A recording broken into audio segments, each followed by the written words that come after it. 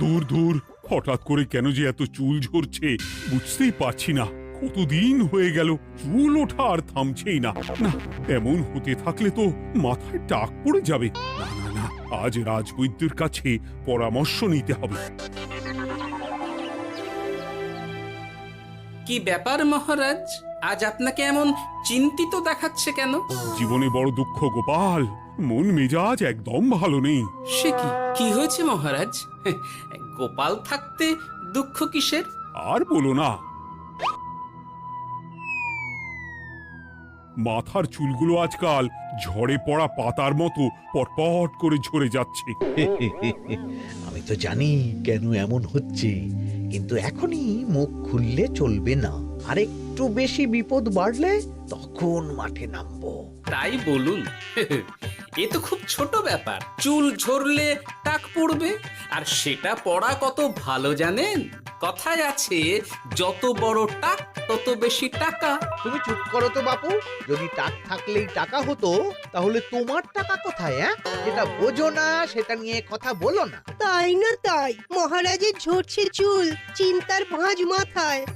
গোপাল যতই চেষ্টা করুক, চিড়ে ভিজবে না কথায়। উফ, তোমরা সকলে থামো তো দেখি। ও রাজবৈদ্য, তুমি এর কিছু উপায় বলো।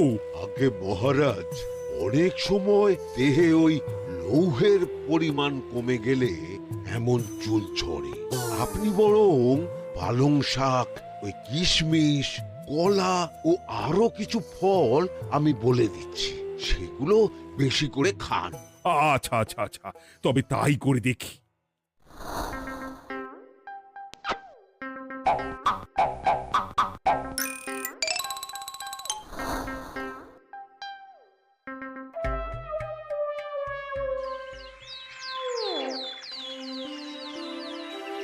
ও রাজবৈদ্য, তোমার কথা মতো শাক পাতা ফলমূল সবই তো খেলাম, চুল ঝরা বন্ধ তো হলোই না। তো জানতামই এমন হবে। কিন্তু মহারাজ, এমনটা তো হওয়ার কথা নয়। কিন্তু হচ্ছে তো। আরে আমার সাধের চুল, কোথায় চলে গেলি সব? এর জন্য তুমি দায়ী, তুমি এর জন্য শাস্তি পাবে বৈদ্য। আমাকে আমাকে ক্ষমা করে দিন মহারাজ, এমনটা হবে এ তো আমি ভাবতেই পারিনি। কিছু মনে করবেন না মহারাজ, ছোট মুখে বড় কথা বলছি, কিন্তু সত্যি এখানে রাজবৈদ্যর কোনো দোষ নেই। ওকে শাস্তি দেওয়াটা ঠিক হবে না মহারাজ। দেখেছেন মহারাজ, গোপালের সাহসটা দেখেছেন? আপনার মুখের উপর কথা বলছে। তা বলি, তুমি যখন এতই বোঝো, তাহলে নিজেই একটা আস্ত লোহা খেয়ে দেখো না, তোমার মাথায় চুল গজাচ্ছে কিনা। ঠিকই আছে, এসব মূর্খের মতো কথা কেবল আপনার থেকেই আশা করা যায় মন্ত্রী মশাই। মহারাজ, আপনি বিচক্ষণ মানুষ, আমার শুধু অনুরোধ, আরেকবার ভেবে দেখবেন। ঠিক আছে, রাজবৈদ্যকে আমি শাস্তি দেব না, কিন্তু সকলের জন্য আমার একটা ঘোষণা আছে। কি ঘোষণা? আমার এই কঠিন সমস্যা যে দূর করে দিতে পারবে, তাকে আমি বিশেষ পুরস্কারে ভূষিত করব। এই তো পেয়েছি, এই সুযোগ কোনোভাবেই হাতছাড়া করা চলবে না। এবারের সমস্যাটা সত্যি বেশ কঠিন। কি করলে যে মহারাজের চুল পড়া বন্ধ হবে সেই উপায় মাথাতেই আসছে না। হঠাৎ করে কেন যে এমন হলো কে জানে।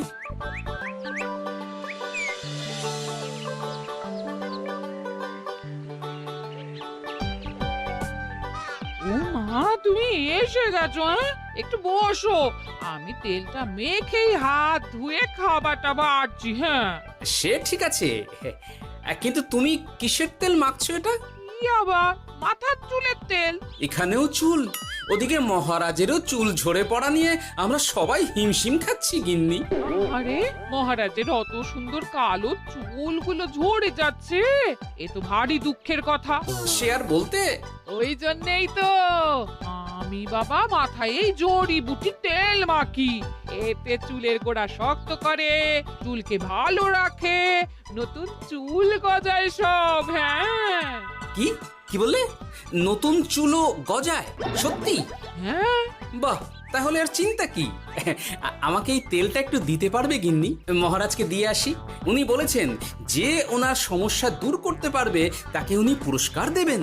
উমা, এই তাই নাকি? এই তো দারুণ ব্যাপার গো। নাও নাও নাও, তেলখানা নিয়ে মহারাজকে কাল দিয়ে এসো তাহলে। আর জানিয়ে দিও, দিনে 2 বার কিন্তু তেল মাখতেই হবে। হ্যাঁ, আচ্ছা, ঠিক আছে।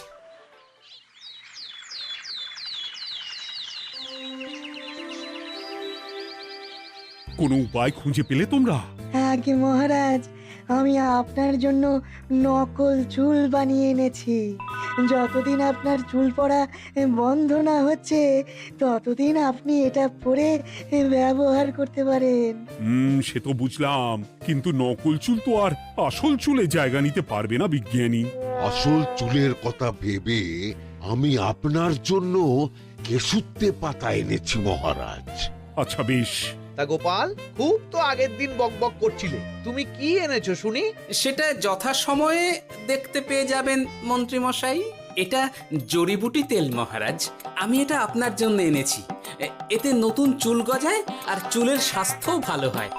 আমার গিন্নিও ব্যবহার করে এটি, তবে দিনে 2 বার করে মাখতে হবে, তাহলেই ভালো ফল পাবেন মহারাজ। বাবা, তাহলে তুমি কেন মাখো না? আচ্ছা, আপনার সমস্যাটা ঠিক কোথায় বলুন তো মন্ত্রী মশাই? মহারাজের জন্য কিছু আনলেও কথা শোনান, না আনলেও কথা শোনান। সত্যি তো মন্ত্রী, কেন তুমি সব সময় গোপালের পিছনে পড়ে থাকো বলো তো? এরা তো তাও সবাই কিছু না কিছু আমার কথা চিন্তা করে এনেছে, তুমি তো সেটাও করনি। না, আসলে মহারাজ, আমিও ভাবছিলাম আপনার কথা, কিন্তু থাক, বুঝেছি। আহ, দারুণ। তেলের গন্ধটাও খুব সুন্দর। গোপাল, তোমায় অনেক ধন্যবাদ। আশা করছি ব্যবহার করলে খুব ভালো ফল দেবে। একদম দেবেই মহারাজ। দূর বাবা, ভেবেছিলাম এক হলো আর এক। কোথা দিয়ে যে গোপালটা মাঝখান দিয়ে এসে নাক গলিয়ে ঢুকে পড়ে, খুব শক্ত পুরস্কার নেওয়ার। দেখাচ্ছি মজা।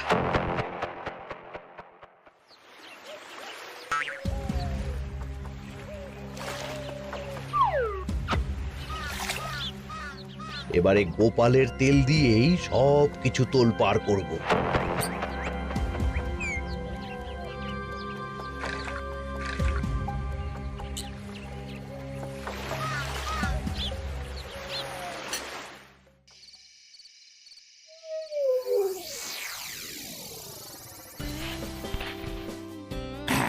ব্যাস, হয়ে গেল 2 বার মাখা। গোপাল বলেছিল এতেই ভালো ফল পাব, কিন্তু এখন মাখার পর মাথাটা কেমন জ্বালা জ্বালা করছে মনে হচ্ছে। হয়তো নতুন চুল গজাবে বলে এমন হচ্ছে। কাল সকালে বোঝা যাবে। এতক্ষণে বোধহয় ছোট ছোট চুল গজিয়েই গেছে। কি এটা চুল গজানোর তেল ছিল নাকি পড়ে যাওয়ার? হে ভগবান, যেটুকু বাকি ছিল সেটাও ঝরে পড়ে টাক পড়েই গেল। হ্যাঁ, গোপালই হলো যত নষ্টের গোড়া। আজ আসুক সভায়।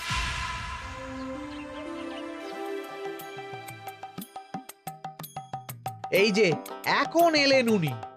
ও কি মহারাজ, আপনি এমন কাপড় মাথায় জড়িয়ে বসে আছেন কেন? তুমি আর এমন প্রশ্ন জিজ্ঞাসা করো না গোপাল, তোমার দয়াতেই মহারাজের এমন অবস্থা। মানেটা আমি তোমায় দেখাচ্ছি, দাঁড়াও। এই যে গোপালের দেওয়া তেল মেখেই আমার এমন হয়েছে, আর তার জন্য আমি তোমাকে কোনোদিনও ক্ষমা করব না গোপাল। বিশ্বাস করুন মহারাজ, আমার গিন্নিও মাখে এই তেল, কিন্তু এমন কিছু তো এখনো পর্যন্ত ঘটেনি। আমি আর কিচ্ছু শুনতে চাই না। আমার মাথা ভর্তি চুল আমি ফেরত চাই। যতদিন না আমার মাথার সব চুল ফিরে আসছে ততদিন আমি তোমার মুখও দেখতে চাই না। মহারাজ, আপনার কোনো চিন্তা নেই, আমি তো আছি। এবার এই সমস্যার একটা সমাধান আমি করেই ছাড়বো। কি ব্যাপার, মন্ত্রী মশাই এত লাফাচ্ছে কেন? এসবের পেছনে আবার ওনার হাত নেই তো? না, ব্যাপারটা পরে দেখতে হচ্ছে।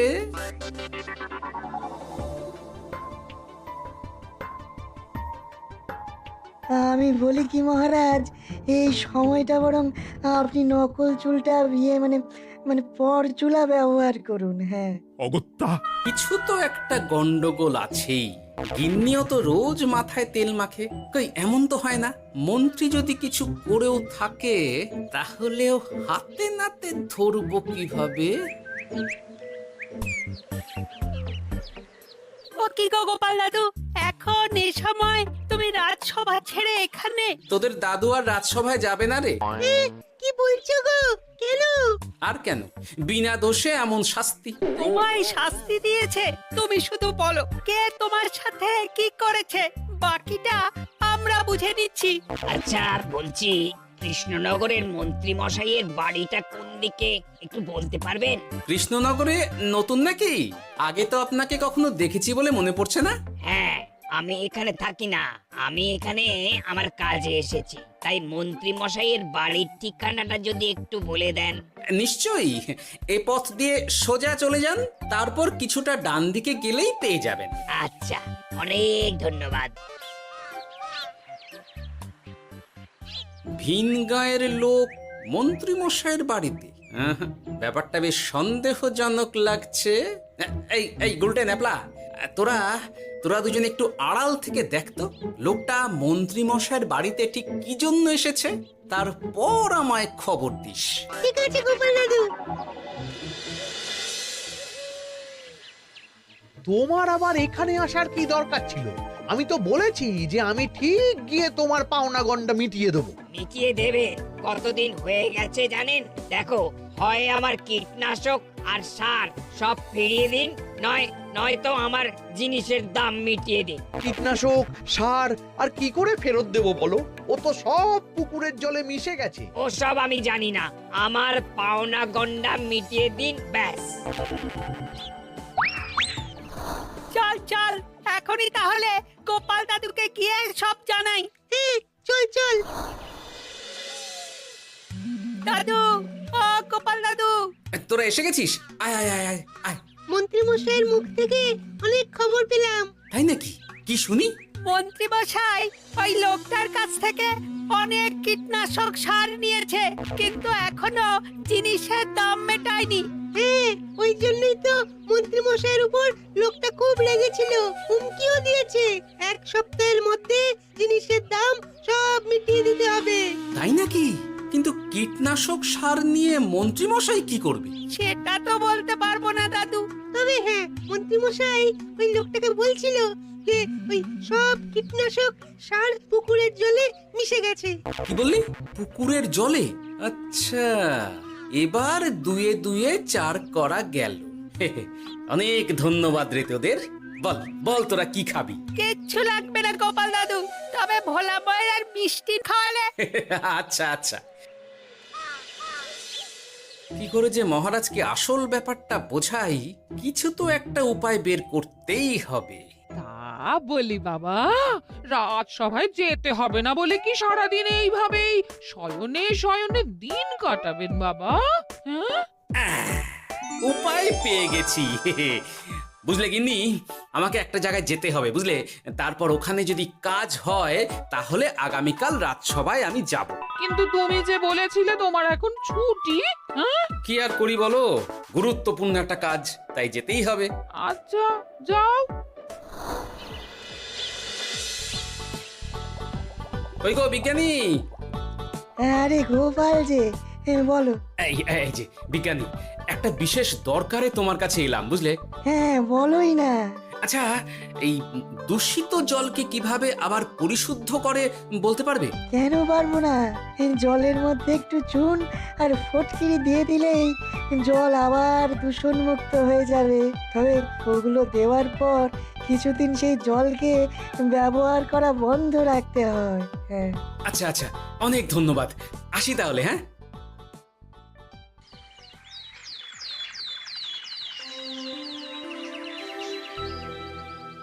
ছায়া পড়েছে, ছায়া পড়েছে, আমি বেশ বুঝতে পারছি তার ছায়া পড়েছে এখানে। কার ছায়া পড়েছে? আজকাল তোর মাথা থেকে অনেক চুল ঝরে পড়ছে, তাই না?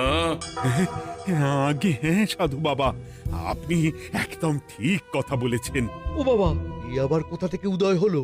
আরে আমি একা গিয়ে সেই স্নানের পুকুর পরিদর্শন করতে চাই।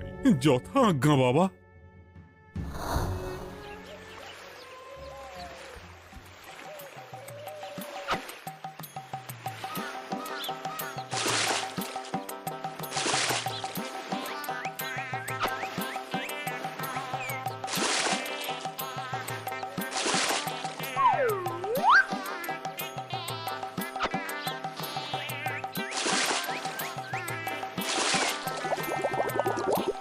যাক বাবা, মোটামুটি সপ্তাহখানেক এভাবে থাকলেই পুকুরের জল আবার আগের মতো পরিষ্কার হয়ে যাবে। এবার শুধু মহারাজকে একটু বুঝিয়ে বললেই হয়ে যাবে।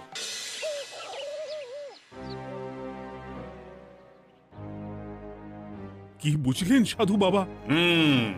আমার অনুমানটাই ঠিক ছিল।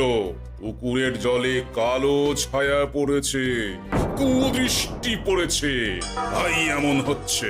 সে কি? কি কালো ছায়া? যত সব বাজে কথা। জল দূষণ করলাম আমি, আর দোষ পড়ছে কালো ছায়ার উপর। তাহলে এখন কি হবে? চিন্তার কোনো কারণ নেই। আমি মন্ত্রপুত ভস্য ছড়িয়ে দিয়েছি। 1 সপ্তাহ ওই পুকুরের জল স্পর্শ তো দূর, পুকুরের কাছেও যাওয়া নিষেধ। তাহলে আমার মোহরের কি হবে? যথা আজ্ঞা সাধু বাবা। ও কি, তাহলে মহারাজ এতদিন স্নান করবেন কোথায়? সে কথা কাউকে চিন্তা করতে হবে না। মহারাজের ওপরে কালো ছায়া পড়া জল পড়েছে, তাই আগে সেটা শোধন করতে হবে। আমাকে তাহলে কি করতে হবে সাধু বাবা? আমার শিষ্য গোপাল আমাকে আগেই এই বিষয় জানিয়েছিল। আমি তার হাত দিয়েই তোর স্নানের জল পাঠিয়ে দেব। তাই আগামী 1 সপ্তাহ সেই জল দিয়েই তোকে স্নান করতে হবে। কি গোপাল? দেখছো তো মন্ত্রী, গোপাল আমাকে কত ভালোবাসে। আমি ওকে কত কথা শোনালাম, কিন্তু না না না না, কাল থেকেই আমি আবার গোপালকে রাজসভায় ডেকে আনবো। আমি আসছি, আমার কাজ হয়ে গেছে। আর হ্যাঁ, তোর স্নানের পুকুরের চারিদিকে প্রহরীর বন্দোবস্ত কর। কাক পক্ষীও যেন ওখানে প্রবেশ করতে না পারে। আচ্ছা বাবা, আচ্ছা।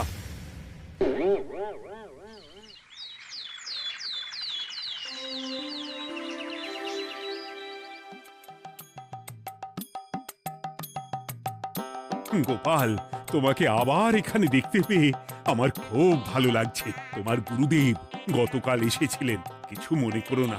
না বুঝেই তোমাকে অনেক কথা শুনিয়েছি। না মহারাজ, আমি জানি আপনি আমাকে খুব ভালোবাসেন, তাই আমি কিছু মনে করিনি মহারাজ। এই নিন, আমি আপনার স্নানের জল এনেছি। হ্যাঁ হ্যাঁ হ্যাঁ, দাও দাও দাও।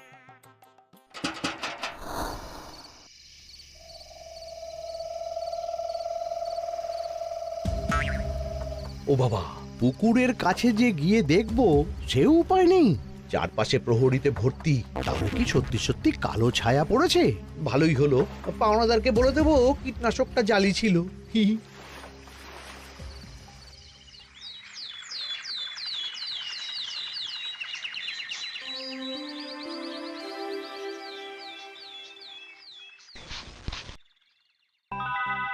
এই তো আমার সেই পুরনো কালো চুলগুলো আবার ফিরে এসেছে।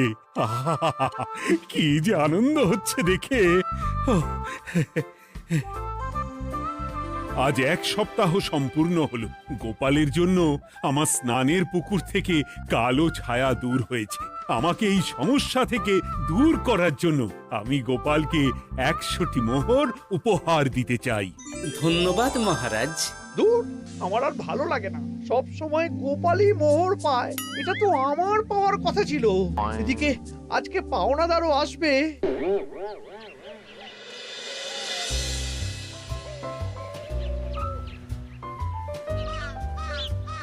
গোপাল দাদু, ওই লোকটা এসে গেছে। আচ্ছা, আসছি। এটা তো মন্ত্রীর বাড়ির দিকে রাস্তা।